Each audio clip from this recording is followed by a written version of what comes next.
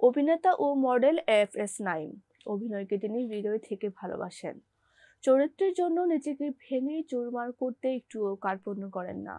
অভিনয়ে নিজেকে আরো পরিপক্ক করতে প্রতিনিয়ত করেন কঠোর পরিশ্রম। ভক্ত হলিউড বলিউডের অনেক তারকার কাজেরই, তবে ঢাকাই তারকা শাকিব খানের সাম্প্রতিক কাজগুলো মন জয় করেছে এই অভিনেতার। কালবেলার সঙ্গে আলাপকালে এমনটাই জানালেন তিনি। এফএস নাইম বলেন, আমার কাছে শাকিব ভাইকে একজন পরিপূর্ণ পারফর্মার লাগে। তার সর্বশেষ মুক্তি পাওয়া সিনেমাগুলো দেখে এমনটাই মনে হয়েছে। কারণ প্রিয়তমাতে এক শাকিব, রাজকুমার আরেক শাকিব, এরপর তুফান আর দরদে পর্দায় একেবারেই ভিন্ন উপস্থিতি।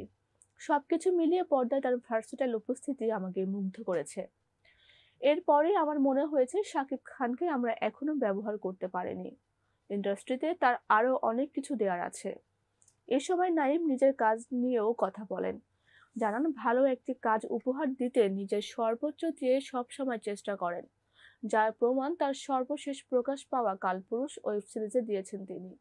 এই সিরিজে অভিনয়ের জন্য 35 কেজি ওজন বাড়িয়েছিলেন নাইম।